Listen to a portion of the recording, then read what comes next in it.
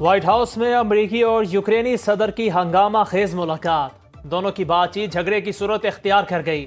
Zelensky کی گفتگو کے دوران ٹرمپ شدید غصے میں آ گئے، بولے تمہاری وجہ سے جنگ نہیں رک رہی، تم تیسری جنگ عظیم پر جوا کھیل رہے ہو، تم مجھے ہدایت نہیں دے سکتے۔ ٹرمپ نے یوکرینی صدر سے کہا تم چاہتے ہو میں روس کے خلاف جاؤں تو ایسا نہیں ہوگا، میں کسی کے ساتھ نہیں ہوں، صرف امریکہ اور دنیا کے ساتھ ہوں، چاہتا ہوں یہ جنگ ختم ہو جائے۔ یوکرین کی سیکیورٹی کی ذمہ داری یورپ کی ہے، امریکہ کی نہیں۔ اگر آپ کی فوج کے پاس ہمارا دیا ہوا عسکری ساز و سامان نہ ہوتا تو یہ جنگ 2 ہفتوں میں ہی ختم ہو جاتی۔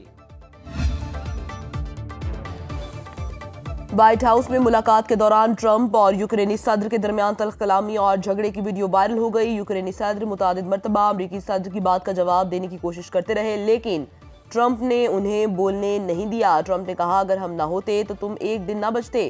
زیلنسکی نے کہا ایسی دھمکیاں میں روز پیوٹن سے سنتا ہوں۔ یوکرینی صدر کی امریکہ کے نائب صدر جے ڈی وینس سے بھی تلخ کلامی۔ امریکی نائب صدر نے کہا تم ہمارے ساتھ عزت سے بات کرو، ہمارے شکر گزار رہو۔ تینوں رہنماؤں کے دوران ہونے والی تکرار کی ویڈیو کیمروں میں محفوظ ہو گئی۔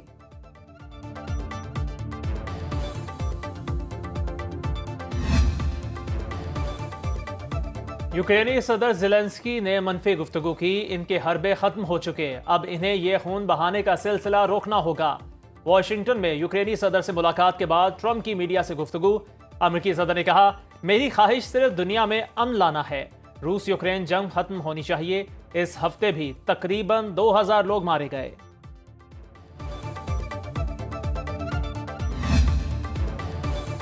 یوکرین کے صدر کا ڈونلڈ ٹرمپ سے تلخ کلامی پر معافی مانگنے سے انکار۔ خبر ایجنسی کے مطابق ولادی زیلنسکی نے کہا میرے خیال میں نے کچھ غلط نہیں کیا، تاہم اس طرح کی باتیں دونوں اطراف کے لیے اچھی نہیں ہے۔ میں امریکی صدر اور عوام کا مشکور ہوں، شراکت دار کے طور پر امریکہ کو کھونا نہیں چاہتا، سلامتی کی ضمانت ملنے تک روس کے ساتھ امن مذاکرات میں شامل نہیں ہوں گے۔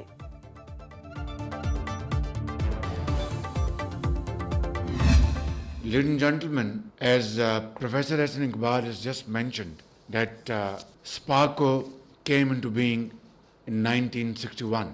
It's been a long time. اگر ہم اس بارے میں اپنے گرے باں میں جھانکیں، کوئی خاص اس مد میں ہم نے ترقی نہیں کی، اور آج اگر چین کی معاونت کے ساتھ اگر اس پروگرام کو ہم آگے بڑھانے جا رہے ہیں، اس پروگرام کو نہ صرف اب کامیاب کریں بلکہ اپنے نوجوانوں کے لیے نئی راہ تلاش کریں۔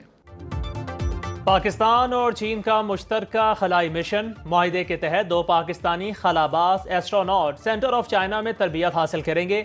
ان میں سے ایک خلاباز کو سائنسی پیلوٹ اسپیشلسٹ کے طور پر خصوصی تربیت دی جائے گی تاکہ وہ چین کے خلائی اسٹیشن پر سائنسی تحقیق کے لیے تیار ہو سکے۔ دوسرا خلاباز چینی مشن کے ساتھ خلا میں جائے گا۔ پاک چین کے درمیان خلائی تحقیق میں تعاون کے سمجھوتے کی دستاویز کے تبادلے کی تقریب، وزیر اعظم شہباز شریف کا تقریب سے خطاب، کہا خلائی شعبے میں پاکستان اور چین کے درمیان تعاون مزید دوستی کا آغاز، پاکستانی معیشت کی مضبوطی میں سی پیک کا اہم کردار ہے۔ مزید کہا چینی صدر شی جن پنگ کی بصیرت و افروز شخصیت دونوں ملکوں کے تعلقات میں اہمیت کی حامل ہے۔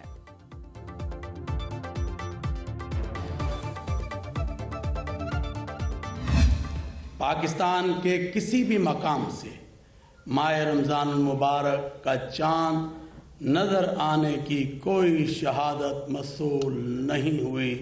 1 رمضان المبارک 1446 ہجری 2 مارچ 2025 بروز اتوار کو ہوگی۔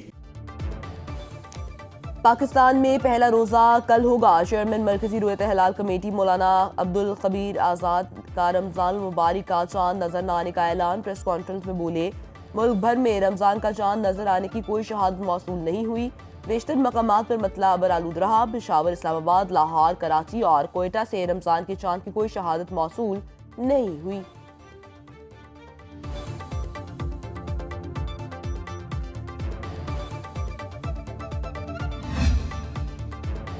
سعودی عرب میں آج پہلا روزہ ہے۔ سپریم کورٹ کے ماتحت رویت ہلال کے ادارے نے سعودی عرب میں رمضان کا چاند نظر آنے کی تصدیق کی۔ سعودی فرما رواں شاہ سلمان کی جانب سے عالم اسلام کو رمضان المبارک کی مبارکباد۔ مسجد الحرام میں پہلی نماز تراویح کی ادائیگی کی گئی۔ دبئی سمیت متحدہ عرب امارات کی مختلف ریاستوں میں بھی فرزندان اسلام نے آج پہلا روزہ رکھا۔ بھارت، امریکہ، انڈونیشیا، فلپائن اور آسٹریلیا میں بھی آج روزہ۔ جنوبی کوریا، ملائیشیا، برونائی، دارالسلام میں اہلیان اسلام کل پہلا روزہ رکھیں گے۔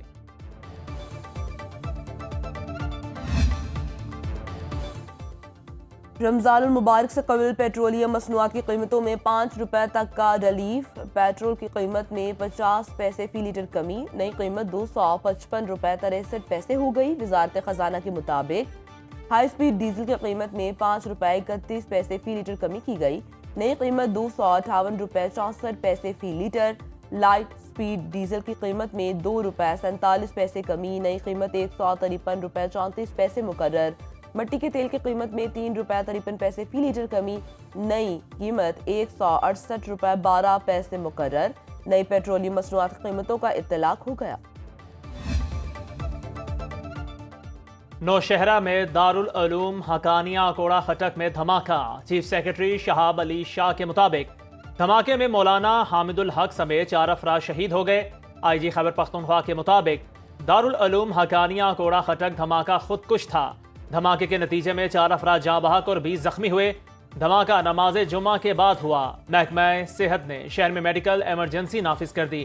صدر، وزیر اعظم اور وزیر داخلہ کی دھماکے کی مذمت۔ افسوسناک واقعے کا مقدمہ تھانہ سٹی ڈویژن میں درج۔ وزیر اعلیٰ خیبر پختونخوا علی گنڈاپور کی زیر صدارت صوبائی کابینہ کا اجلاس۔ دارالعلوم حقانیہ اکوڑہ خٹک میں دھماکے کی شدید مذمت۔ شہداء کی مغفرت اور درجات کی بلندی کے لیے دعا کی گئی۔ وزیر اعلیٰ نے متعلقہ حکام سے افسوسناک واقعے کی رپورٹ طلب کر لی۔ آئی جی اور چیف سیکرٹری کو صوبے کی سیکورٹی سخت کرنے کی ہدایت۔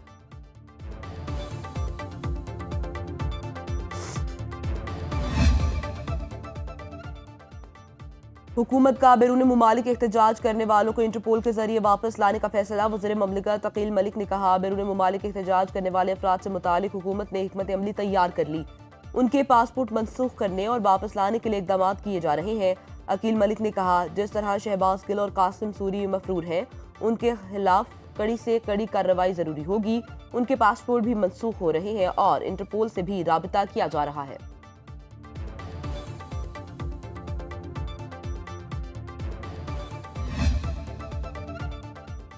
سپریم کورٹ کے آئینی بینچ میں مزید 5 ججز کی شمولیت۔ چیف جسٹس یحییٰ افریدی کی زیر صدارت جوڈیشل کمیشن کا اجلاس۔ نئے ججوں کے ناموں کی منظوری دی گئی۔ جسٹس ہاشم کاکڑ، جسٹس عامر فاروق، جسٹس شکیل احمد، جسٹس اشتیاق ابراہیم اور جسٹس صلاح الدین پنہور آئینی بینچ میں شامل۔ آئینی بینچ کے ججز کی تعداد 13 ہو گئی۔ جوڈیشل کمیشن نے لاہور ہائی کورٹ میں 4 نئے ایڈیشنل ججز کی تعیناتی کی بھی منظوری دی۔ راجہ غضنفر علی خان، طارق محمود باجوہ، ابہر گل خان اور تنویر احمد شیخ شامل۔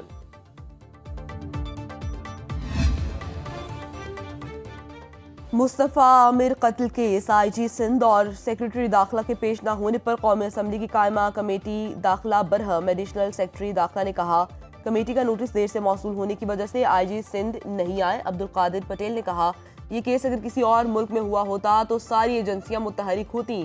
بتایا جائے ڈارک ویب سے خرید و فروخت اور اسلحے کی خریداری کیسے ہوئی؟ کیس میں جعلی بینک اکاؤنٹ تک کھولے گئے۔ سمجھ سے باہر ہے، کسی بڑی سپورٹ کے بغیر ایک 22 سالہ لڑکا سب کچھ کر رہا تھا۔ آغا رفیع اللہ نے انکشاف کیا کہ ملزم کا ایک رشتہ دار تحقیقاتی ٹیم میں شامل ہے۔ قائمہ کمیٹی نے آئندہ اجلاس میں آئی جی سندھ کو طلب کر لیا۔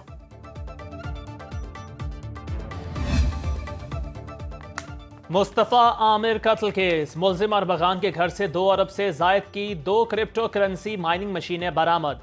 تفتیشی حکام کے مطابق ملزم غیر قانونی کال سینٹر کی کمائی امریکہ میں اپنے کزن کو بھیجتا تھا، جو یہ تمام رقم ملزم کے کرپٹو کرنسی کے اکاؤنٹ میں بھیجتا۔ ایف آئی اے نے کرپٹو کرنسی کے استعمال اور غیر قانونی کال سینٹر کی تحقیقات کے لیے 3 رکنی کمیٹی بنا دی۔ ملزمان ارمغان اور شیراز کے جسمانی ریمانڈ میں 5 روز کی توسیع۔ انسداد دہشت گردی عدالت کا ملزموں کا میڈیکل کرانے کا حکم۔ زہیب نامی گواہ نے ملزم ارمغان اور شیراز کو شناخت کر لیا۔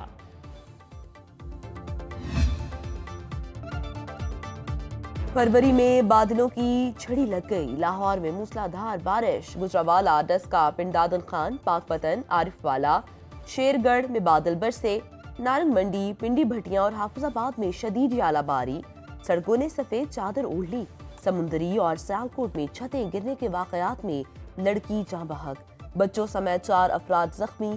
کوہستان میں لینڈ سلائیڈنگ کے باعث شاہراہ قراقرم ٹریفک کے لیے بند، مسافر پھنس گئے۔ بالائی علاقوں میں بارشوں سے دریائے چناب اور جہلم میں پانی کا بہاؤ تیز۔